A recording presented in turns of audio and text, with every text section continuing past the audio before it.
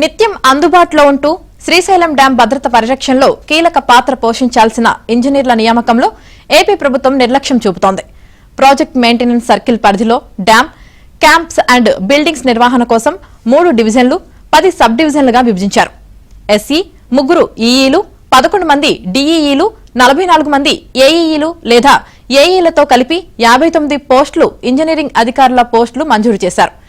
Maintenance division పరిధిలో 5 sub డివిజన్లు ఉన్నాయి.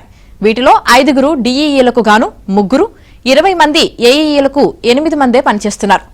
క్యాంప్ అండ్ బిల్డింగ్స్ డివిజన్ పరిధిలోని 5 సబ్ డివిజన్లో 5 డిఈఈలకు 2, 18 మంది ఏఈఈలకు 2 ఉన్నారు. ప్రాజెక్ట్ సర్కిల్ పరిధిలో ఉన్న ఒక డిఈఈ పోస్టును భర్తీ చేశారు. కానీ 6 ఏఈఈలకు గాను ఒక్కరిని నియమించలేదు.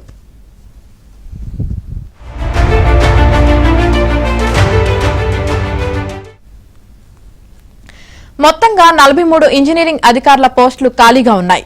ఇక డ్యాం భద్రత, ప్రతిపాదనల తయారు, మరమ్మతులపై కీలక నిర్ణయం తీసుకోవాల్సిన ఎస్ఈ స్థానంలో కర్నూలు ఇరిగేషన్ సర్కిల్ ఎస్ఈ బాలచంద్రారెడ్డికి ఇన్ఛార్జ్ బాధ్యతలు అప్పగించారు.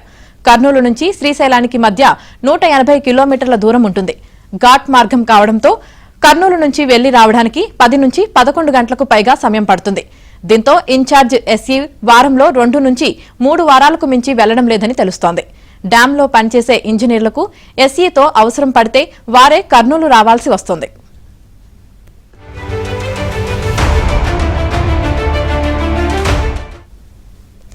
ఎస్ఈ తర్వాత కీలకమైన డ్యాం మెయింటెనెన్స్ డివిజన్ ఈఈ పోస్టును భర్తీ చేయకపోగా Nandyal S R B C division E E Venugopal కు ఇన్ఛార్జ్ బాధ్యతలు అప్పగించారు.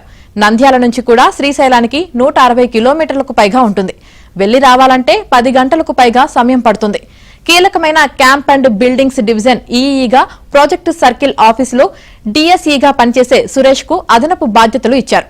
అంటే ఎస్ఈ సహా ఏఈఈల వరకు వివిధ హోదాల్లో 59 మంది ఇంజనీరింగ్ అధికారులు పనిచేయాల్సి ఉంటే వారిలో 16 మంది డిఈఈ, ఏఈఈలను మాత్రమే నియమించారు. ఎస్ఈ, ఈఈఈలను ఇన్ఛార్జీలతో నెట్టుకొస్తున్నారు.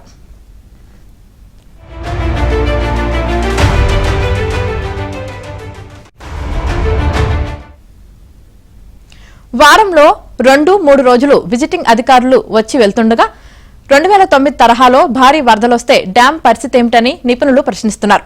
గేట్లు, గ్యాలరీలు, వాటిలోని డ్రైనేజీ సిస్టమ్స్, క్రేన్లు, రీడింగ్, లిఫ్ట్లు, ఎలక్ట్రికల్ సప్లై, జనరేటర్ల నిర్వహణకు 45 నుంచి 50 మంది వరకు ఆపరేటర్లు అవసరం. ఇప్పుడు 12 నుంచి 15 మందే ఉన్నారు.